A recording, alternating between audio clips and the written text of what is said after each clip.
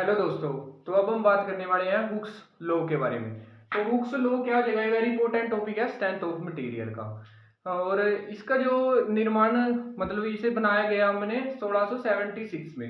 तो 1676 में क्या हो जाएगा, एक रॉबर्ट हुक नाम के जो साइंटिस्ट है उनके नाम पे ये जो है हुक्स लॉ रखा गया इसका नाम।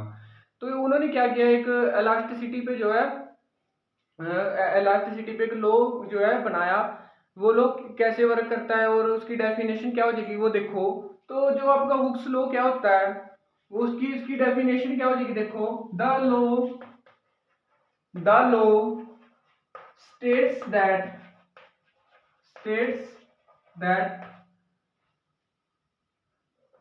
Material loaded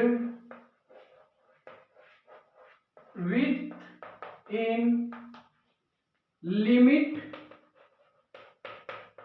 proportionality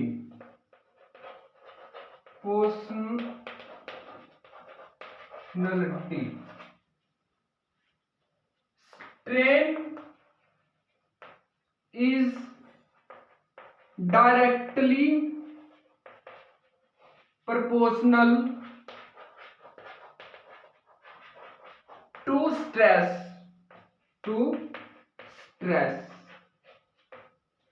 and producing stress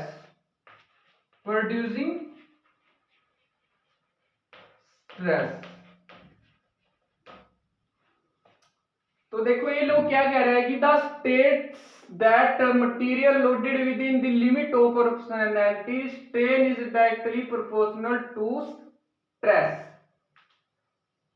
और ये जो है ये कह रहा है कि मान ये लो बनाया गया तो इसलिए तो मान लीजिए कि आपकी कोई गुड्स हैं, जो गुड्स को वो क्या करते हैं हम होल्ड करते हैं, इक्वली होल्ड करने के लिए विद टेंसाइल और कंप्रेसिव, उसके लिए हमने हुक्स लॉ को बनाया था। तो हुक्स लॉ क्या करता है, डायरेक्टली प्रोपोर्शनल करता है स्ट्रेन को। तो इसका जो मैथमेटिकली क्या हो जाएगा देखो, जो ये क्या करेगा आपका डायरेक्टली प्रोपोर्शनल करेगा स्ट्रेस को। इसमें क्या होता है, strain directly proportional stress, directly proportional stress. और ये एक जो इसकी लाइन हो जाएगी वेरी इंपॉर्टेंट, वो भी लिख लो। तो क्या ये भी लिख लीजिए, द हुक्स लॉ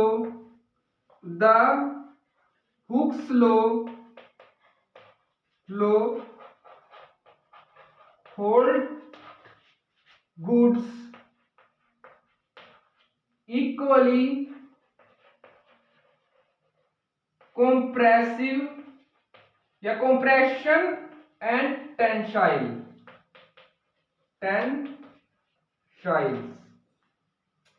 तो ये क्या कह रहा है कि ये क्या करता है, हमने बनाया था कि इक्वली होल्ड कर सकें आपकी गुड्स को विद टेंसाइल और कंप्रेसिव। तो ये था आपका हुक्स लॉ। तो अगर हम इसको ग्राफिकली रिप्रेजेंट करें तो इसके जो है 4 पॉइंट होते हैं इलास्टिक लिमिट के ऊपर। इसका एक स्लोप होता है, वो क्या एक स्लोप होता है इसका जिसको हम डिनोटेड करते हैं एप्सिलॉन के साथ। तो एप्सिलॉन इसका स्लोप होता है। इसको ग्राफिकली कैसे देखते हैं देखो, मान लीजिए इसके 3 पॉइंट होते हैं।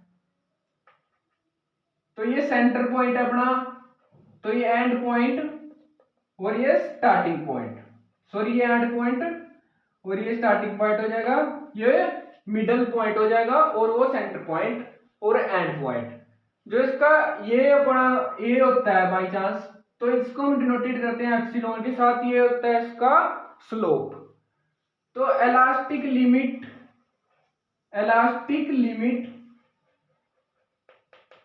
और स्ट्रेन पे इसको जो हम डायरेक्टली प्रोपोर्शनल करता है स्ट्रेन स्ट्रेस को।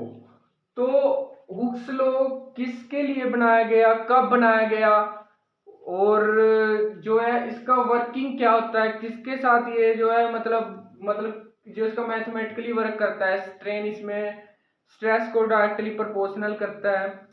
तो ये था आपका हुक्स लॉ। अगर इसके अंदर फिर भी आपका कोई डाउट हो तो आप मेरे साथ पूछ सकते हो। तो हमेशा अगर पूछ लिया जाए तो इसका स्लोप जो होता है उसको हम डिनोटेड करते हैं सी लोन के साथ। तो अगर इंटरव्यू के अंदर बाय चांस, कई बार इंटरव्यू के अंदर भी ये क्वेश्चन पूछ लिया जाता है इंजीनियरिंग स्टूडेंट को, तो हुक्स लॉ क्या करता है, ये हमने बनाया था 1676 के अंदर, रॉबर्ट हुक्स ने इसको बनाया था। ये लॉ ऑफ एलास्टिसिटी के नाम से भी जाना जाता है। तो ये लॉ जो है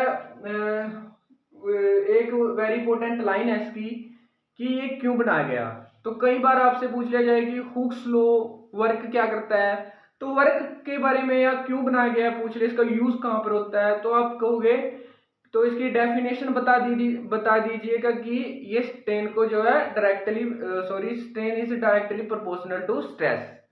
और इसका जो वेरी इंपॉर्टेंट पॉइंट हो जाएगा वो क्या, कि इसका यूज पूछ लिया जाए तो कहना कि इक्वली होल्ड करने के लिए गुड्स को, तो विद टेंसाइल और कंप्रेसिव, इस तब हमने जो है हुक्स लॉ बनाया था। तो ये था इसके बारे में जो वेरी इंपॉर्टेंट पॉइंट्स। अगर इसके अंदर आपको कोई भी डाउट हो या आप ग्राफिकली रिप्रेजेंटेशन में कोई प्रॉब्लम हो तो आप मेरे साथ पूछ सकते हो। ये वेरी इंपॉर्टेंट टॉपिक है स्ट्रेंथ ऑफ मटेरियल का। तो आगे हम बात करेंगे इसके जो है इलास्टिक लिमिट या इलास्टिक कांस्टेंट्स की। तो ये था आपका हुक्स लॉ। अगर इसके अंदर आपका कोई भी डाउट हो आप मेरे साथ शेयर जरूर कर सकते हो। किसी भी टॉपिक में कोई भी प्रॉब्लम हो आप मेरे साथ शेयर जरूर कर सकते हो। और मैं मतलब आपके लिए अच्छे से अच्छे जो टॉपिक हैं उसके बारे में मतलब डीपली, अगर कोई भी मतलब कहीं पे भी आपको लगे कि ये गलत है या कोई प्रॉब्लम है तो आप मेरे साथ शेयर जरूर करें, जो आपके एक्सपीरियंस जो मेरे एक्सपीरियंस के लिए भी जो बेटर रहेगा। और अगर आपको कोई भी गलती लगती हो आप मेरे साथ शेयर जरूर करें। और अगर आपको कोई भी डाउट हो या कहीं पे कोई प्रॉब्लम हो, पॉलिटेक्निक वाले बच्चे को, बीटेक वाले बच्चे को, मैकेनिकल से रिलेटेड, तो आप मेरे साथ शेयर जरूर कर सकते हो। तो ये था आपका हुक्स लॉ। और अगर कहीं बार किसी भी इंटरव्यू के अंदर पूछ लिया जाए तो आप जो है आराम से जो हुक्स लॉ के बारे में बता सकते हो। तो अब हम मिलेंगे सेकंड लेक्चर के अंदर।